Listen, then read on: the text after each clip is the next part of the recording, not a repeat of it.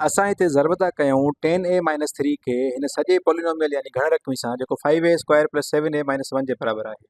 हाणे असांखे इनखे हल करण जे लाइ इनखे डिस्ट्रीब्यूटिव प्रॉपर्टी लॻाइणी पवंदी ऐं जेको हिकु हिकु अंगु आहे जेको 10a आहे या -3 आहे इनखे सॼे जे सॼे ब्रैकेट में हर कंहिं सां मल्टीप्लाई करणो पवंदो। यानी पहिरियों 10a खे असां 5a² + 7a-1 सां मल्टीप्लाई करे सघूं था ऐं उनखां पोइ इहो जेको सॼो टर्म आहे उनखे वरी -3 सां मल्टीप्लाई करे सघूं था ऐं इन तरीक़े सां असांजी डिस्ट्रीब्यूटिव प्रॉपर्टी लॻी वेंदी।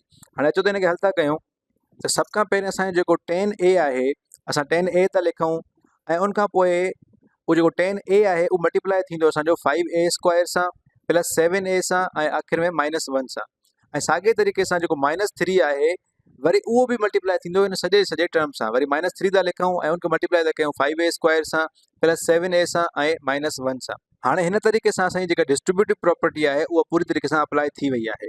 हाणे अचो वरी सॉल्व था कयूं अॻिते असां वटि 10a मल्टीप्लाई थींदो 5a² सां त असां वटि 50a³ थी वेंदो a × a² a⁻³ थी वेंदो।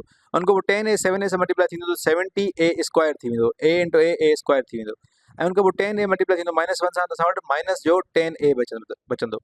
उनखां पोइ -3 मल्टीप्लाई कंदासीं 5a² सां त असां वटि थींदो 3 × 5 = 15 त -15a² थी वेंदो।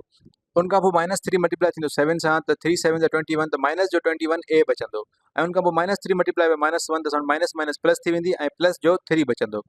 हाणे अचो त जेका हिकु जहिड़ा टर्म्स आहिनि यानी जेका हाणे a³ वारा टर्म्स आहिनि उहे सॉल्व कयूं था। हाणे a³ जो सिर्फ़ु 50a³ आहे ऐं ॿियो को बि टर्म न आहे त इहो असां हेठि लिखंदासीं। उनखां पोइ a² वारा टर्म सॉल्व कयूं त असां वटि 70a² आहे ऐं -15a² आहे त 70 मां अगरि असां 15a² खे माइनस कयूं त असां वटि 70 - 15 त असां वटि 55 जेको आहे उहो a² बचंदो ऐं उहो प्लस जो बचंदो छाकाणि त उहो प्लस जो आहे त 55a² बचंदो ऐं उनखां पोइ a वारा टर्म्स जेके आहिनि उहे हल था कयूं। असां वटि a वारा कहिड़ा आहिनि असां वटि -10a आहे ऐं उनखां पोइ असां वटि -21a आहे त -10a ऐं -21a त असां वटि -31a थी वेंदो। इहे ॿई माइनस जा आहिनि त पाण में जोड़ थी वेंदा त -31a थी वेंदो असां वटि ऐं उहो असां लिखंदासीं त -31a। हाणे असां वटि जेके बि वेरिएबल्स वारा टर्म्स हुया यानी a वारा टर्म्स हुया उहे असां सॉल्व करे छॾिया आहिनि। हाणे को बि वेरिएबल वारो टर्म न आहे। हाणे असां वटि आख़िर में सिर्फ़ु हिकिड़ो कॉन्स्टेंट बचियो आहे जेको +3 आहे ऐं इहो लिखण सां असांजो त सुवालु हल थी वेंदो।